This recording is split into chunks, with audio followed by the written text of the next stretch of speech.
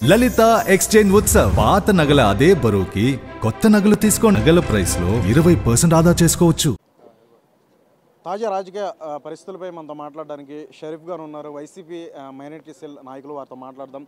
Sir, ఇప్పటికే EC అధికారులందరూ కూడా విజయవాడకి వచ్చారు. పవన్ కళ్యాణ్, చంద్రబాబు నాయుడు ఇప్పటికే భేటీ అయితే పాల్గొనున్నారు.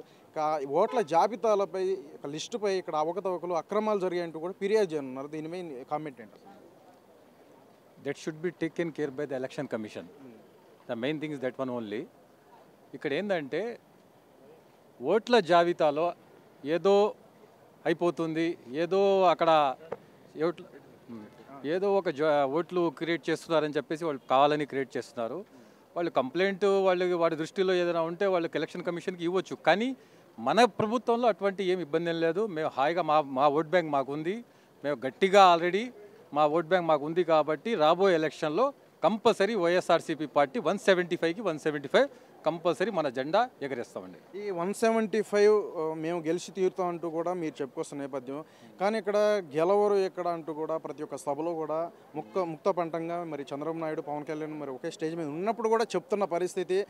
ప్రజలందరూ కూడా ఇవన్నీ చూస్తున్నారు కదా, కాస్త అసంతృప్తి కూడా ఉన్నట్టు తెలుస్తుంది. దానికేం చెప్తారు? ఇప్పుడు 175 గెలవరని వాళ్ళు చెప్పుకుంటున్నారు. కానీ మనం 175కి 170 గెలుస్తామని చెప్తున్నాం. అది ఎందుకంటే మాకు ఉన్న వెల్ఫేర్ స్కీమ్స్ ద్వారా అయినా కానీ సీఎం జగన్మోహన్ రెడ్డి నా ఎస్సీ, నా బీసీ, నా మైనార్టీ అని ఈ నినాదం ఇప్పుడు దాకా చాలా ప్రభుత్వాలు వచ్చినాయి. కానీ ఏ ప్రభుత్వం అనేది మీరు ఇంతకుముందు దాదాపు 45-50 సంవత్సరాల నుంచి చాలా ప్రభుత్వాలు చేశాయి ఆంధ్రప్రదేశ్ రాష్ట్రంలో, ఉమ్మడి రాష్ట్రంలో కూడా. కానీ నా ఎస్సీ, నా ఎస్టీ, నా బీసీ, నా మైనార్టీ ఈ నినాదం ఎవరైనా చెప్పారా? ఇది కంపల్సరీ ఏంటంటే మైనార్టీలు ఓట్ బ్యాంక్ కానీ, SC, ST, BC, minority vote bank కానీ మనకిచ్చిన వెల్ఫేర్ స్కీమ్స్ ద్వారా 100% మేము ఆల్రెడీ మన పార్టీకి సపోర్టెడ్గా ఉంటారు వాళ్ళు. మాకు నమ్మకం ఉంది. 175కి 175 మనం సాధిస్తాం. ఇక్కడ వ్యంగ్యాస్త్రాలు సంధిస్తున్నారు ప్రతిపక్ష పార్టీ, మరి అధికార పార్టీపై. ఇక్కడ చలన కాసు అక్కడ చెల్లుతుందా అని, ఇక్కడ గెలవని వారు అక్కడ గెలుతారా? ఎందుకు ఇన్ఛార్జీల మార్పిడిలపై కామెంట్స్ ఈ విధంగా వస్తున్నాయి. మీరు ఎట్లా తీసుకుంటారా కామెంట్స్? ఇప్పుడు ఇన్ఛార్జ్ మార్పులు అయితే చేస్తున్నారు సీఎం గారు. అది ఎందుకు చేస్తున్నారంటే అక్కడ ఆల్రెడీ వాళ్ళకి స్టేట్ లెవెల్ కొందరికి ఫేస్ వాల్యూస్ ఉన్నాయి.